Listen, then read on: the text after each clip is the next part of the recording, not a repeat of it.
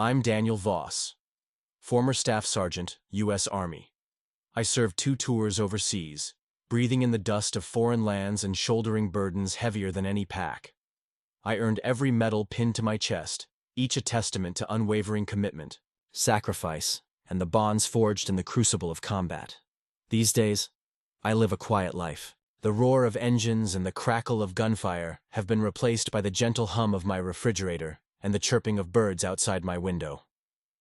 I volunteer at the local Veterans Center, helping young men and women navigate the transition back to civilian life, a journey I know all too well. I drink my morning coffee in peace, watching the sunrise paint the sky with hues of orange and purple, a daily ritual that grounds me in the present. I go about my day without fanfare, content with the anonymity and normalcy that I once yearned for. The nightmares have faded, though they still occasionally flicker at the edges of my consciousness, a reminder of the price paid for freedom.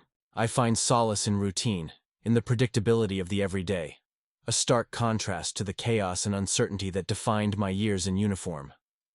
I cultivate a small garden in my backyard, nurturing life from the earth, a tangible symbol of healing and growth. I am, in most respects, an ordinary man, carrying the weight of extraordinary experiences. The scars, both visible and invisible, serve as a constant reminder of the battles fought and the sacrifices made.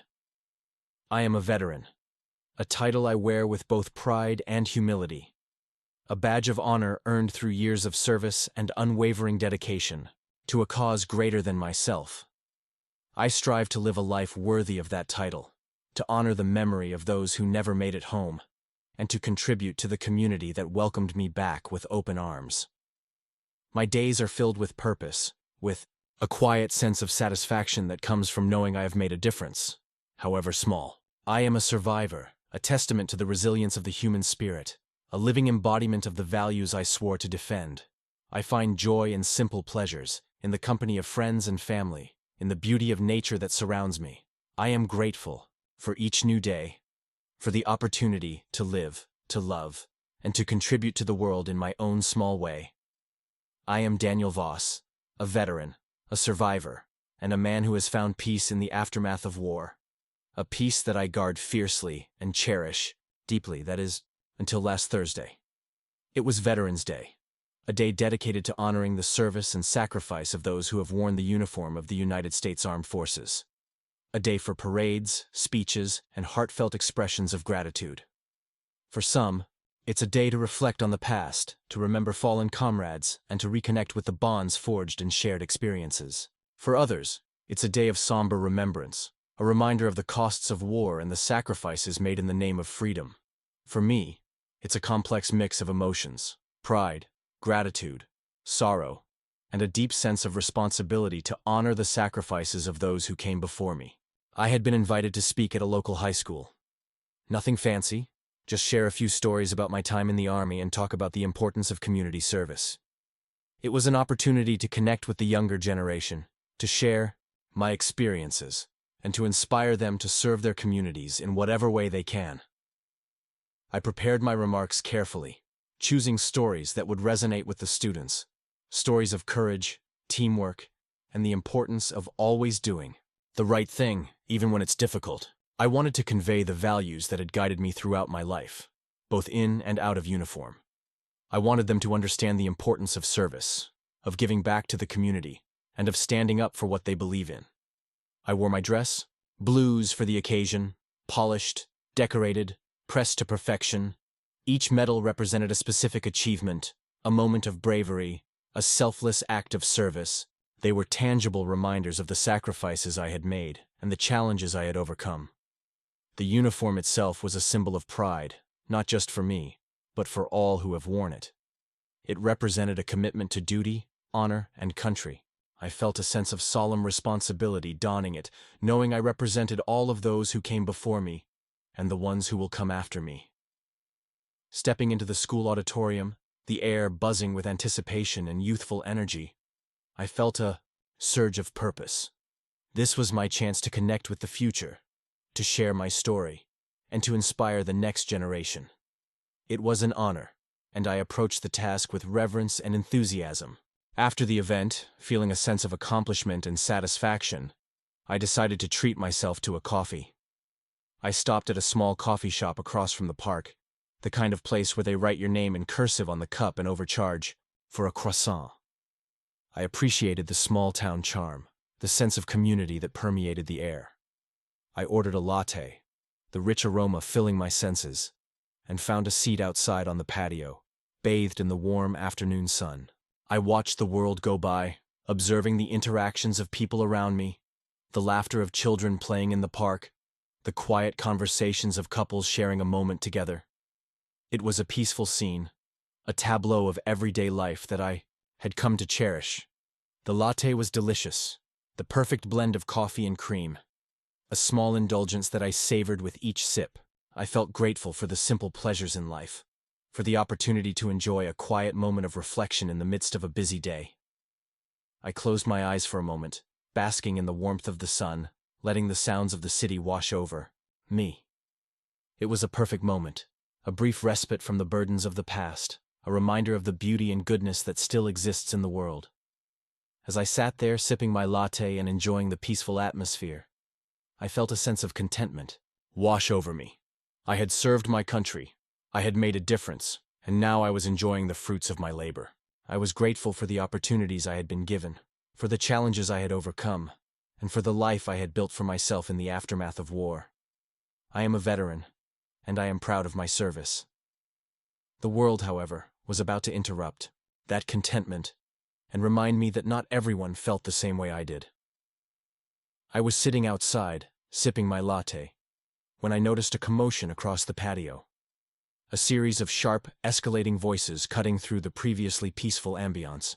Intrigued and concerned, my senses heightened by years of training, I subtly scanned the area, assessing the situation.